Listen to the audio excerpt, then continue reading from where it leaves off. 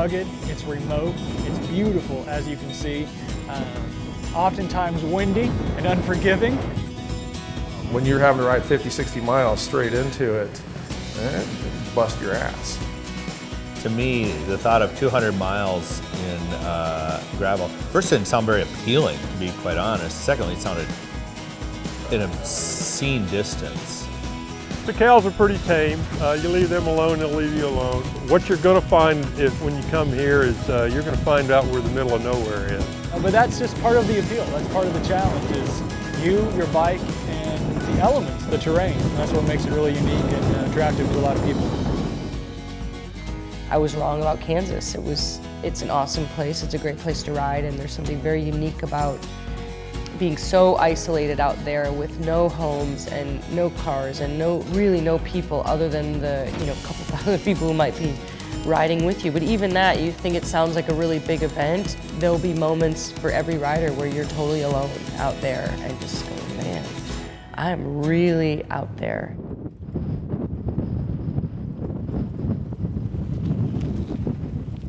DK started in 2006 with only 34 riders showing up. So to see the growth that we've had over the past 10 years has been remarkable. Going from 34 riders in that first year to over 1,900 at the start line when you combined all the different distances that we offer. Last year in particular, we saw 46 different states represented and 5 different countries. So we're really talking about not only a national event, but an international event. So the involvement of Emporia Main Street in bringing Dirty Kanza downtown and getting the commercial street shut down for all of Emporia and everyone that comes down to be either a support crew or a spectator to see what these riders have done and celebrate their transformation of themselves in the finish of this race, that's what's made everyone take notice. It grabs you. It grabs you deep. You see a ton of companies starting to make gravel-specific bikes, like Salsa, gravel-specific tires, wider, meatier tires. So it seems like events like DK are starting to, steer the industry towards creating parts that speaks to this rising popularity of gravel grinding. What I really liked about doing a gravel event is that anyone could come, from a roadie, mountain biker, fat biker, whatever bike you have, you can bring it. The week of Dirty Kanza and the weekend and the day of, it's like Christmas. You get to see all the people that you actually want to see. You get to spend time riding bikes, telling stories, drinking beer, catching up. It's the family reunion that you don't want to miss. It's been tremendously impactful. We have businesses that exist today that wouldn't exist without the Dirty Kanza. So when you tie in the community involvement as well as all the growth we've had with the participating riders, it's just blown up. It's just been huge. One of my favorite things about Dirty Kanza weekend are certainly hearing from them how welcome and warm they feel in the community of Emporia. The cool thing is it's also put Emporia on the map as the gravel riding capital of the world and made Emporia a household name in the cycling world.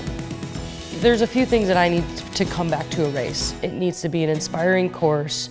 I need to have a good time with the people. The organization needs to be good, and a great party at the end.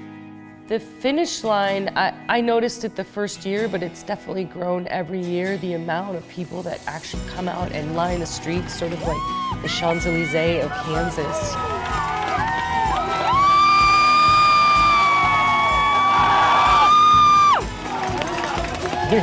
Yelling and screaming, and there's kids, and there's people that look like they've never ridden a bicycle in their life, but they're all coming out cheering for the riders.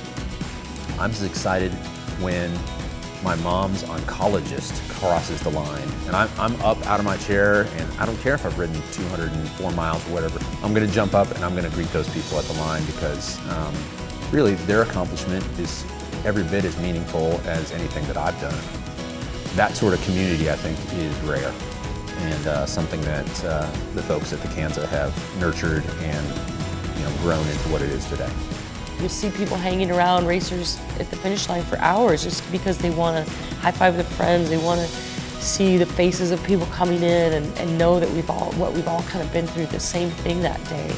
Yeah, that culture, just like the friendly, accepting group of people, it's been awesome. It's changed my life here.